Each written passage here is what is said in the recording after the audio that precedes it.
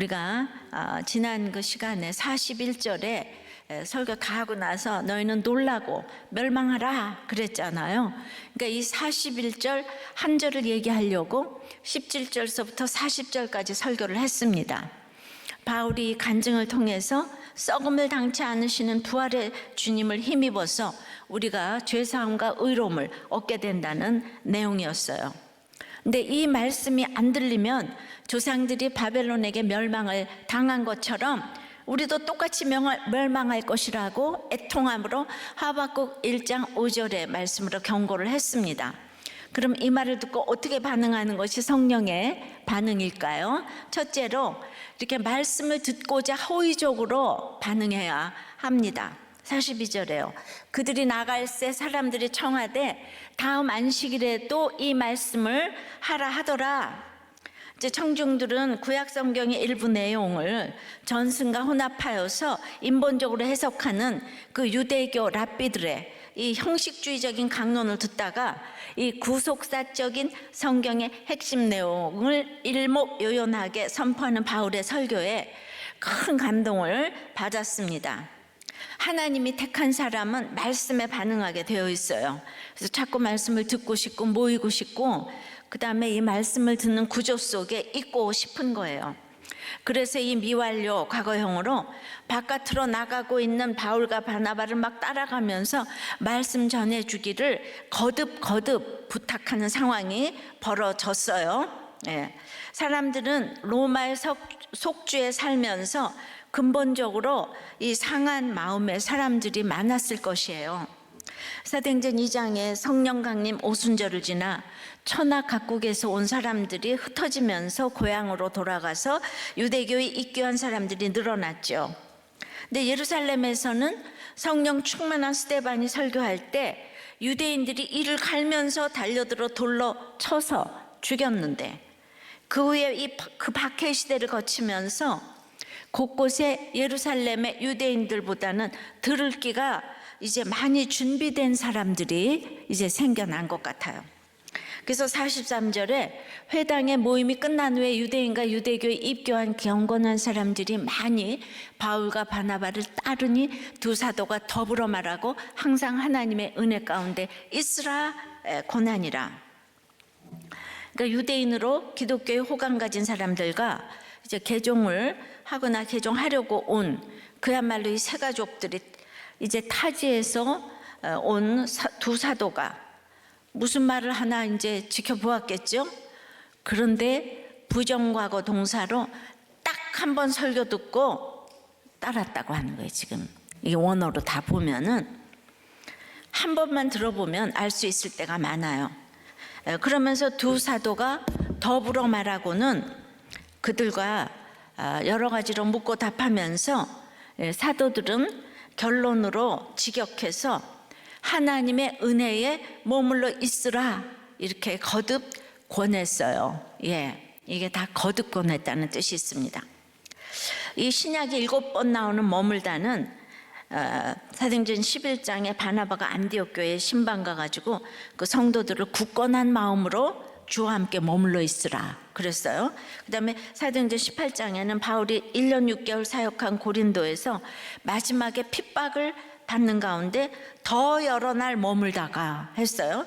또 디모데전서 5장에는 참갑으로서 외로운 자는 하나님께 소망을 두어 주야를 항상 간구와 기도를 하거니와 그렇게 이제 머물러 있으라는 거예요. 이때 쓰인 단어가 프로스메네오라는 단어인데요.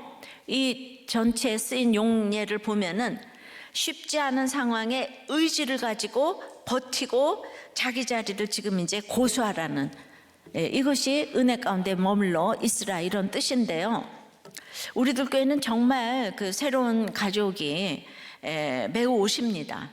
아니 매주 오십니다. 매우 오는 게 아니고 매주 오십니다. 불신자도 그리스도 밖의 사람들도 이 경건한 사람들도 코로나 기간에도 매주 온오프라인으로 오셨어요. 그리고 세례도 교회를 열지 못한 기간 빼고는 이렇게 늘 베풀고 있습니다. 놀랍지 않습니까? 제가 잘하는 것이 무엇이 있습니까? 제가 잘 된다고 복을 빌어줍니까?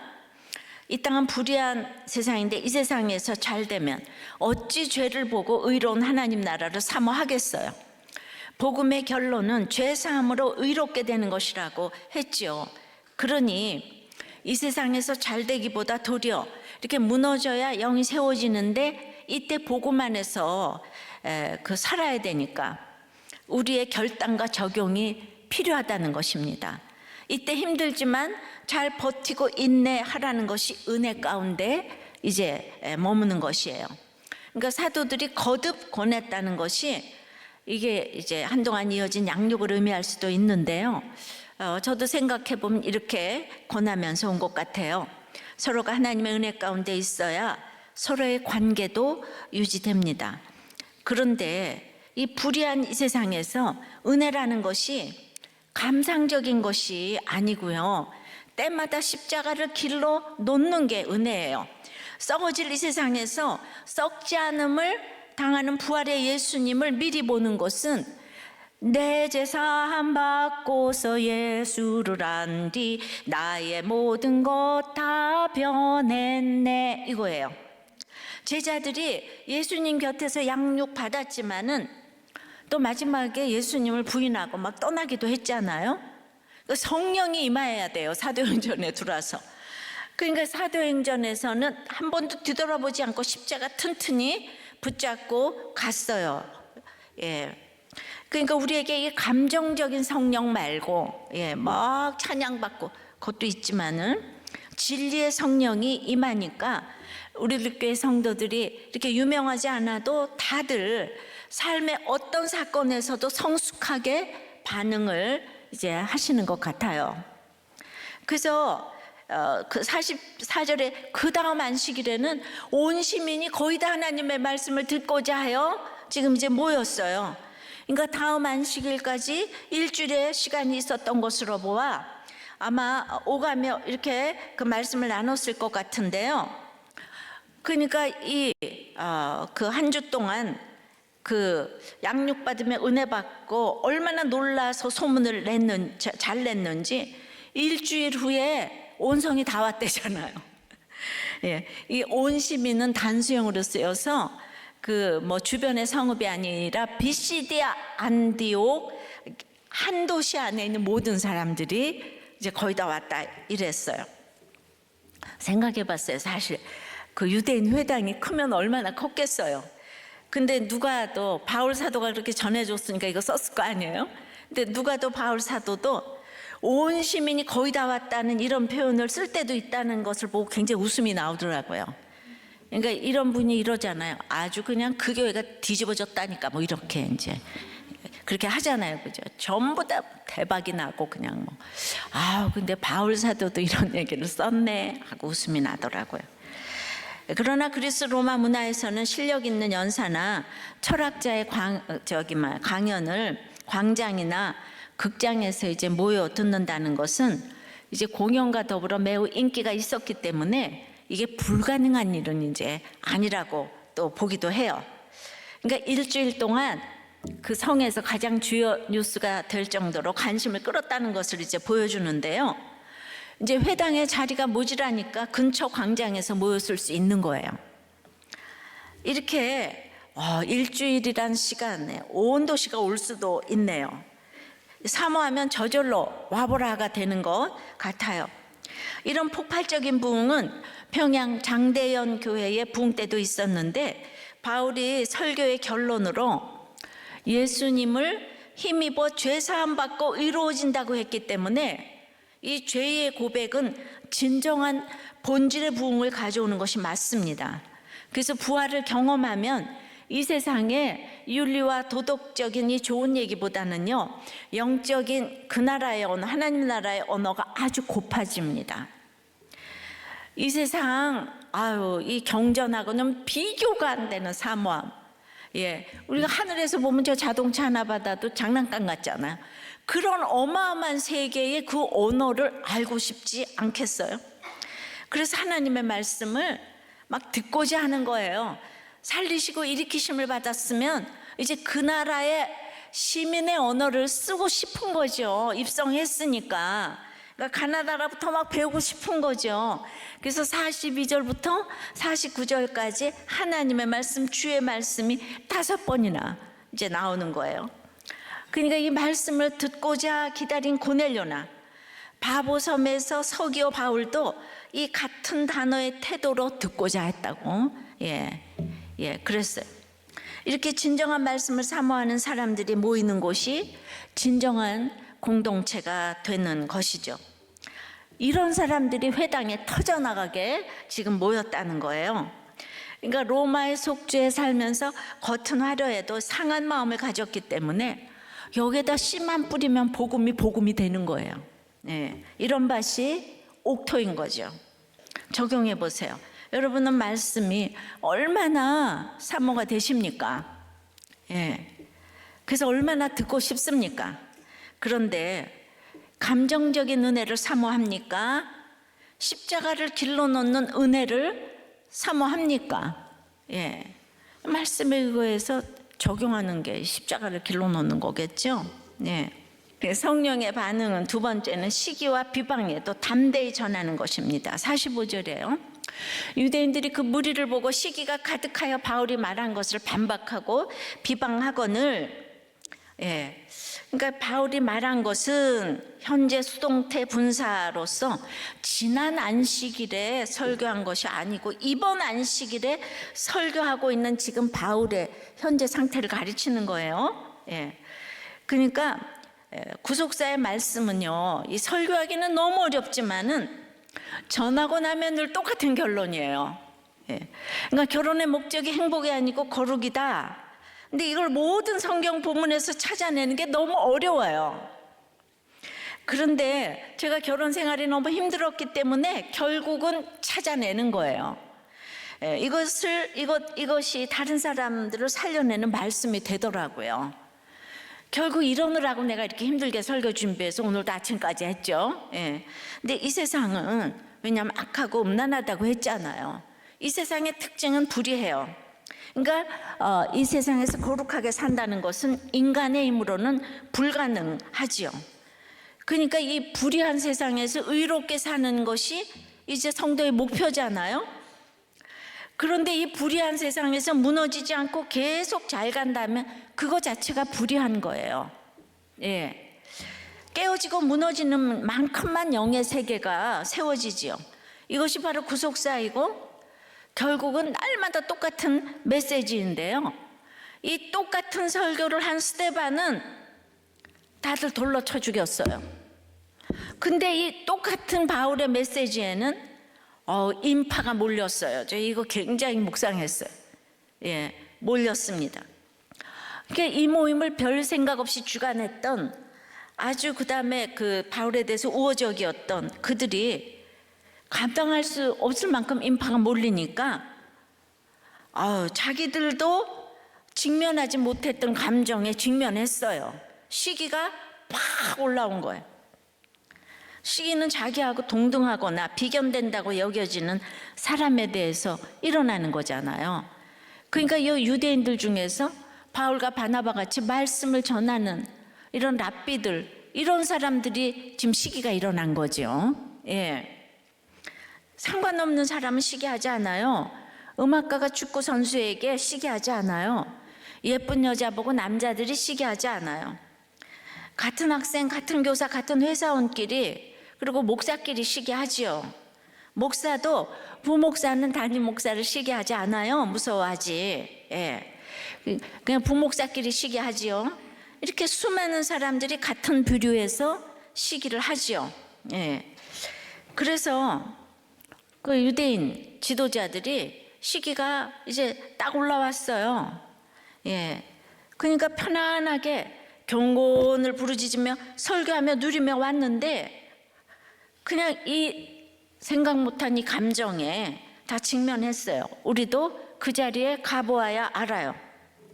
철밥통 같은 기득권을 가지고 있었는데 그 자리를 위협하는 자가 나타난 거죠. 그러니까 막 너무나 겉으로 무시하면서 속으로 그들에 대한 관심이 폭발. 그런데 문제는 들어보아도 이게 이 지도자들은 이해가 안 되는 거, 바울의 복음이. 예. 그러니까 그들이 할 일은 공개적으로 반박하면서 이제 이렇게 비판을 해야 했겠죠, 그죠? 믿음은 이해가 돼서 믿는 게 아니고요, 믿어야 이해가 되는 거예요. 이거를 아무리 말해도 몰라요. 똑똑한 사람이 이해가 안 되죠, 복음이. 왜냐하면 육이 쫙 갖춰졌으니까. 그러니 새신자도 택자라 은혜를 받는데 유대인 지도자들이 안 들리니까 오직 자기들의 율법과 교리로 반박을 이제 논리적이랍시고 했겠죠. 그러면서 안식일, 11조, 성경 낭독 등을 강조하면서 겉으로의 경건과 도덕적으로 우월함을 막 자랑했겠죠.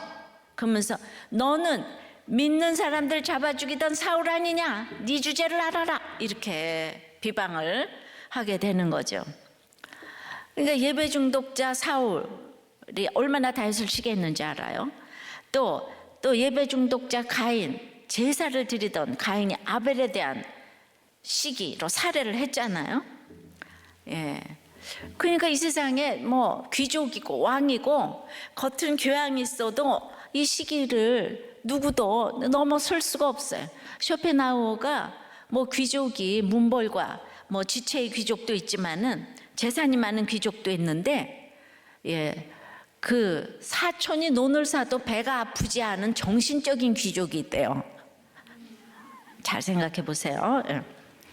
그런데 이런 사람, 아무 대단한 이런 뭐 철학자, 귀족이라도 예수의 죄사함이 없이는 하나님 나라의 로열 패밀리에 누구도 들어갈 수가 없다는 거죠. 그러니까 누가는 유대인 지도자들이 이 구속사를 반박한 것을 신성모독으로 비방했다고 기록해요. 이게 원어에 그런 뜻이 다 들어 있습니다. 여러분들 이 정도만 알면 돼요. 예, 그러니까 아마도 예수 그리스도에 대한 부정과 조롱이 들어갔기 때문이었을 것이에요. 예, 그러니까 내가 예수 믿었어요. 근데 조금만 잘못해도 야, 네가 믿는 예수가 그렇게 가르치냐? 그리고 우리가 예수 믿었다고 한꺼번에 모든 행위를 다 이렇게 거룩해지지는 않잖아요. 그럼 과거의 것 가지고 우리를 막 조롱하잖아요. 야, 내가 예수 안 믿어도 그렇게는 안 산다, 다 이러잖아요. 그러니까 우리는 불의한 이 세상에 살려면 이렇게 맨날 무너져 내려가야 되는 걸 경험을 이제 해야 되는 거예요.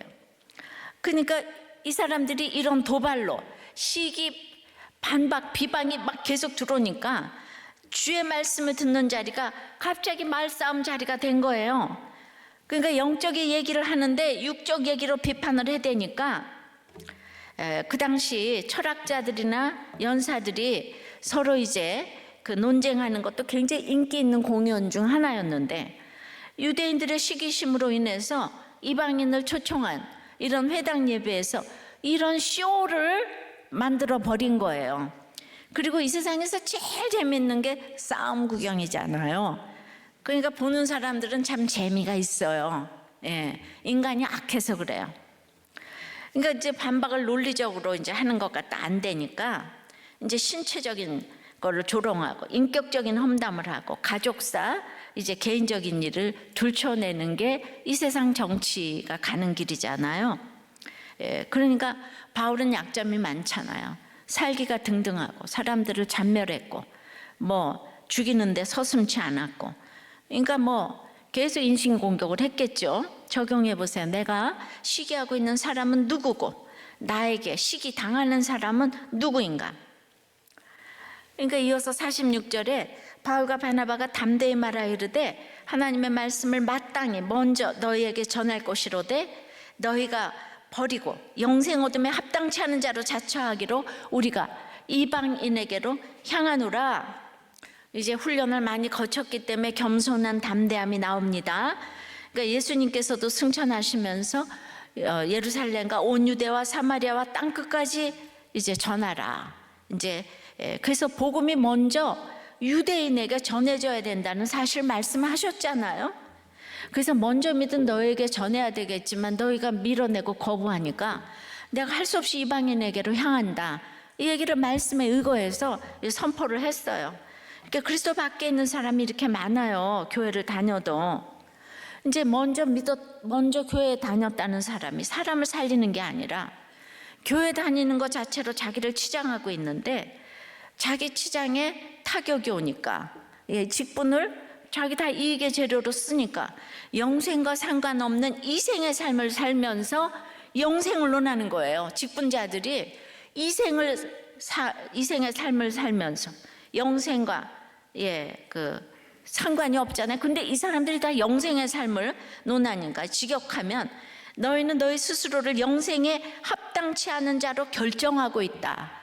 그거는요, 우리는 영생에 합당하지 않은 자야, 그렇게 말해서가 아니라 영생의 복음을 전하는 자를 회방하면 그 사람 자체가 스스로 영생에 합당치 않은 자라는 걸 공개적으로 자기를 드러내는 거라는 거예요. 이해되시죠? 내가 이 복음을 전하는 자를 막 핍박하고 방해하면 나는 영생하고 상관이 없다를 자기 입으로 얘기하는 거하고 똑같다, 이 얘기인 거죠. 그래서 너희가 그렇게 우리를 비방하니까 우리가 이제 떠나겠다. 그렇지만 47절에 주께서 이같이 우리에게 명하시되 내가 너를 이방의 빛으로 삼아 너로 땅끝까지 구원하게 하리라 하셨느니라 하니, 이것도 내 맘대로가 아니고 저 이사야 49장 6절에 이미 있다. 너희들이 밀어내니까 내가 그냥 가는 게 아니고 이것도 성경에 만세 전부터 이방인들을 생명으로 이끌 것이라는 사실을 구약의 선지자로부터 계시했고, 또 다메섹에서 바울에게 주셨던, 예수님이 바울에게 주셨던 사명과도 같잖아요. 그래서 이제 예수님은 이 땅에 있는 제자들에게 이 사명을 이제 감당하라고 그렇게 땅끝까지 구원의 복음이 전해지기를 원하셨다, 이 얘기를 이제 이렇게 하는 거예요. 그러니까 너로 이방의 빛을 삼아, 이사야 49장 6절에 여기 너는 메시아이신 예수 그리스도를 가리켜요. 그런데 그건 예수님에게만 해당되는 게 아니라 그 자신들을 지칭하는 말로 또 이제 확대해서 적용시킬 수 있는 거죠. 그러니까 이사야에 있는 말이 나한테도 적용돼서 나는 이방의 빛 되기 위해서 떠나겠다, 이러면 그 사람들이 이랬을 거예요. 그 구절이 왜 너에 관한 말씀이냐? 또 아마 그 자리에서 반박했을 것이라고 생각이 됩니다. 물론 바울은 자신이 진짜 빛이며 구원이라고 생각하지 않았어요. 이 약속은 예수 그리스도에 의해 성취된 그분에 관한 말씀인 것을 누구보다 잘 이해하고 있었습니다.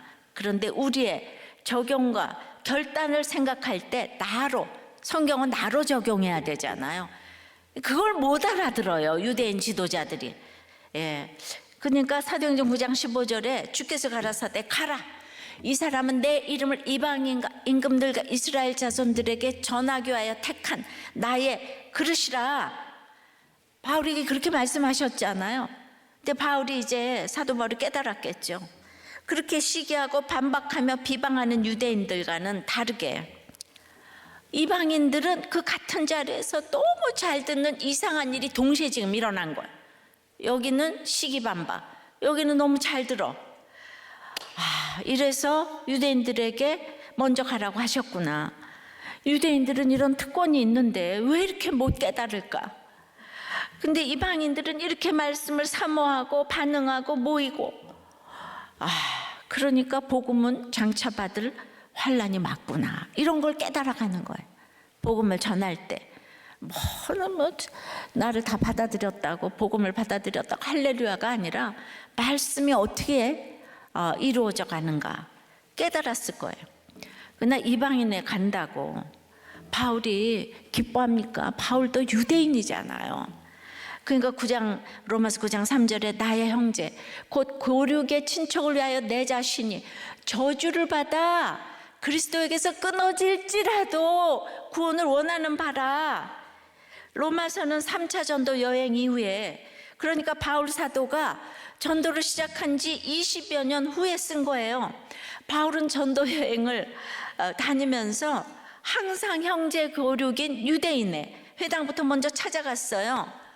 근데 20년 동안 이방인들은 다 유럽을 석권하면서 다 믿고 돌아오는데 20년이 지나도록 혈육인 유대인은 아무도 예수님을 안 믿는 거예요. 그러니까 나로 인해서 믿음의 열매가 많이 나타나는데 내 식구들은 돌아올 기미가 안 보이는 거예요. 얼마나 자괴감이 들겠습니까? 그래서 큰 근심과 그치지 않는 고통으로 우리가 원해야 할 것은 구원인 거예요. 그러니까 그리스도의 저주에서 끊어질지라도 원한다고 한 것은 실제로 그리스도를 떠나도 상관없다는 것이 아니고요.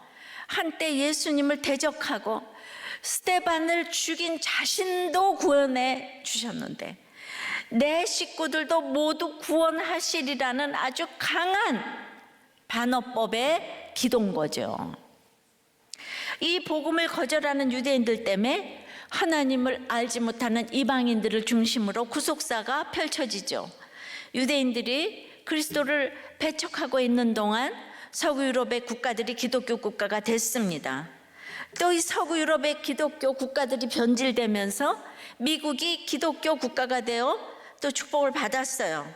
그러니까 하나님께서 유럽을, 미국을 잘라서 택해 주신 것이 아니라 전적인 은혜로 택해 주셨는데 잘 살아지면 꼭 잘난 척을 해. 자기들이 잘나서. 그래서 갑자기 인권법이 나오고 하나님하고 상관없는 것들을 전부 다 법으로 제정을 하면 하나님 떠나잖아요, 하나님이. 예. 그래서 그 영역이 확장돼가지고 한국 땅까지 복음이 건너왔어요. 계속 시기 나게 하셔가지고 계속 하나님의 복음은 전 세계를 지금 돌고 계신데, 예. 이제 우리나라도 잘난 척을 하고 있죠. 100년 전에는 이런 일이 감이 없었죠. 지금 이 성경에 있는 것들을 다 지금 이제 이렇게 우리는 그게 아니라고 얘기를 하죠. 성경에 분명히 죄라고 돼 있는데 죄가 아니라. 바울이 이방인의 사도로 이방인을 사랑할수록 동족에 대한 사랑도 커졌습니다. 그래서 나를 핍박한다고 그냥 나를 받아주는 이방인에게 가야지, 이게 아니라 이방인들 가운데 구원이 이루어질수록 형제의 고륙에 대한 간절함이 막 너무 창자가 끊어질 정도로 생긴 거예요. 이 바울의 간절함에도 아무도 안 돌아온 거, 지금까지 안 돌아오고 있죠. 이게 그러니까 바울의 사랑이 진짜인 거예요. 돌아와서 식구들이 다 돌아와서 그 사람이 진짜가 아니라 이게 안 돌아와도 진짜가 있어요. 그러니까 이방인에게로 가라는 것도 하나님의 명령이기 때문에 지탄받는 죄인들을 향해 지금 나가는 거예요. 우리가 믿는다고 믿는 사람들과만 교제하면서 형제가 연합하여 동감이 그것이 아름다운 거 하면서 이 죄인들을 경원시한다면 누가 전도를 하겠습니까?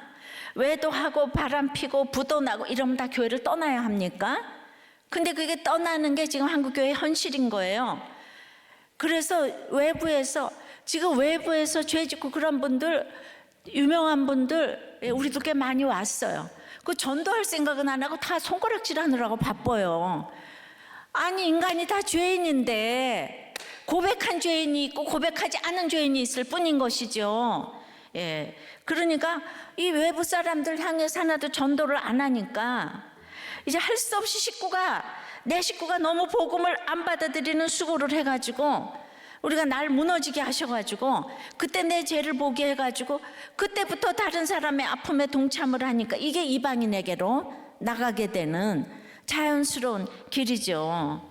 예, 우리들 교회가 땅끝 선교인 가정을 통해서 그래서 계속 이방인 전도를 소리 없이 하게 되는 거예요. 왜 부흥을 했냐고 물으신다면, 그래서 우리들 교회에 이렇게 오신 분이나 왔던 분도 죄를 지어도 아무도 안 떠나기 때문에 부흥이 되는 거예요. 그게 큰 비결이에요. 예. 그러니까 여리고 기생 라합이 가나안의 개혁의 길목을 열었듯이 우리들 교회가 이렇게 시작됐기 때문에 한국 교회가 모두 이 길을 갔으면 좋겠습니다. 예, 죄 지면 교회를 떠나고 방황하고 이러면 안 되는 거예요. 죄 지면 그때부터 교회가 할렐루야 그러고 받아들여 줘야죠. 할렐루야. 우리들 교회가 영원하라가 절대로 아니에요. 예, 처음에 내가 생각을 해봐도 기가 막히지. 예, 내가 무슨 목회가 관심이 있었겠어요. 내가 30대에 정말 정말 그 푸릇푸릇한 나이에 반응을 하니까 여기까지 왔어요. 여러분들의 복음에 반응을 해서 이렇게 가야 되는 거예요. 우리 각자를 이방의 빛으로 삼아서 땅끝까지 구원하게 하시겠는데, 아프리카만 이방인이 아니고 우리 집안의 이방인이 가장 무서운 이방인 아니에요? 예. 알베르 까미의 이방인에 보면 이 노벨 문학상 이런 거 하면 받아요. 엄마를 양로원에 보내놓고 엄마의 나이도 다 잊어버리고 엄마가 죽었다는 소식 앞에서 가가지고 무덤덤하게 시신 옆에서 밀크 커피 마시고 장례 치름 다음날 해수욕을 하고 또 여자와 코미디 영화를 보고 또 육적인 사랑을 막 나누고, 이런 자라면 계획적인 살인을 저지를 수 있다는 거예요. 사회에서 자기 어머니의 장례식에서 울지 않는 사람은 누구나 사형 선고를 받을 위험이 있다고 하는 거. 그러니까 우리 인간의 악 있잖아요. 본능적인 그런 거를 이렇게 파헤쳐 놓으면은 늘 그렇게 노벨상을 받더라고요. 근데 우리는 거기보다 한 계단 더 나가잖아요. 장례식에서 우리는 울지 않는 게 아니고 웃을 수 있죠. 천국에 입성했으니까. 그러니까 이 세상의 가치관이고, 이것이 이 세상의 가치관이고, 이런 이방인이 집집마다 사회마다 있는 거예요. 근데 당장 자녀가 무서워서, 잘 살아지다 보니까 이렇게 키우다 보니까 당장 자녀가 무서워서 집에 들어가지 못하는 이 부모도 지금 있어요. 여기서 우리가 건져내야 되는 거예요. 건져내야 되는 거예요. 적용해 보세요. 교회를 다녀도 구원받지 못한 가족을 보며 근심과 고통이 있습니까? 주일 예배 대신 학원으로 가는 자녀를 보며 은근히 안심합니까? 교회에 열심히 남편 때문에 근심합니까? 또 아내 때문에 근심합니까? 자, 성령의 반응은 세 번째는 말씀이 두루 퍼지게 되는 것이 결론이에요. 병 낫는 게 아니에요. 48절이에요. 이방인들이 듣고 기뻐하여 하나님의 말씀을 찬송하며 영생을 주시기로 작정된 자는 다 믿더라. 그래서 이제 바울이 말씀에 의거해서 나는 이방을 향해 돌아서겠다고 선언한 것은 사실 승부수를 던진 거죠. 왜냐하면 남들이 보기에 유대인들 믿는 것들끼리 싸운다 이렇게 보니까 내가 떠나겠다. 근데 바로 그때 정말 기대하지 못했던 일이 일어나는데, 그 말을 듣고 있던, 싸움에서 심판을 보고 있던 이 성도들이 막 기뻐하는 듣는 중에 기뻐하며 하나님의 말씀을 찬송했다는 거예요. 이방인들에게는 미처 다 전하지도 못한 주의 말씀인데, 맞아, 그 말이 옳아요, 진리예요, 그 말씀이 능력이 있어요, 이러는 거예요. 그런데 유대인들은 주어진 말씀도 싫다고 밀어내며 거절했는데, 완전히 그 믿음이라는 것이, 그러니까 인간의 노력이나 피로 성품에 의한 것이 아니라 오직 하나님에 의해서 정해진 일로 하나님이 주권적으로 결정해서 이루신 일이라는 거예요. 영생을 주기로 합당한 자는 다 영생을 이제 받는 것이죠. 그래서 그 사건이 생겼을 때 말씀으로 적용하면 그것 때문에 다 믿게 되는 이제 놀라운 역사가 일어나는 거예요. 그 말씀으로 이제 적용하는 것이 무엇입니까? 그러니까 우리가 믿음이 하나라도 일이라도 더 있는 사람이 양보하고 떠나고 이런 것들이 적용하는 거예요. 그러니까 이 영생에 대해서는 인간의 공로는 조금 더 들어올 틈이 없어요. 그래서 이상한 부모 밑에 자녀가 구원되고 착한 부모 밑에 자녀가 안 믿을 수 있는 거죠. 하나님은 늘 하나님만이 하실 수 있는 것을 보이셔야 합니다. 작정된 자는 다 믿기에 하나님의 말씀이 회방받지 않기 위해서는, 그래서 내가 떠날 때가 있고 있을 때가 있고 말해야 될 때가 있고 안 해야 될 때가 있고, 이것이 성령의 반응입니다. 유대인처럼 70평생 전도를 해도 안 믿는 사람이 있는가 하면 가다가 툭 던졌는데 믿는 거예요. 지금 이방인들이 툭 한마디 했는데 믿는 거예요. 그래서 영생을 주게 합당한 자는 온 세상이 다 욕하는 죄인이라도 나중에 영생을 얻을 수가 있고, 온 세상이 우러러보는 철학자인데도 안 믿고 갈 수가 있고. 소크라테스는 믿었는지 잘 모르겠네요. 자, 49절에 주의 말씀이 그 지방에 두루 퍼지니라. 그러니까 이제 이제 놀라운 역사가 지금 일어났는데 이 미완료형으로 퍼졌다는 거는 말씀이 계속적으로 퍼졌는데 왜 퍼졌냐? 우리를 생각해 보면은 이혼을 막고 가정이 회복되는 가운데 다 죄를 보고 그걸 말씀으로 하니까 집집마다 말씀이 두루 퍼졌는데 그것이 우리 교회에 퍼지다 보니까 이제 여러분들이 간증을 또 큐티인에 쓰고 이것이 전 세계에 지금 퍼지는 미완료로 계속 퍼지는 역사가 일어났죠? 몰라요. 예, 우리도 교회에 지금 이제 되어지는 일들이에요. 그러니까 나도 이방인과 같은 존재였지만 영생을 주시기로 작정함을 받은 사람인 것이 이렇게 깨달아지고 이런 진심이 다른 사람들에게 전해지니까 성령의 반응은요, 내가 병 낫는 것보다 주의 말씀이 흥왕하여지게 되는 것이 최고의 반응인 거예요. 나 때문에 주님의 말씀이 전해져야 되는 거예요. 내가 학교 가고 병 났다고 해서 딴 사람들이 주님 안 믿어요. 일시적이에요. 근데 나 때문에 주님의 이 십자가와 부활의 말씀이 계속 전해져요. 내가 말씀대로 했더니 그게 그대로 되었다. 예. 여러분 적용해 보세요.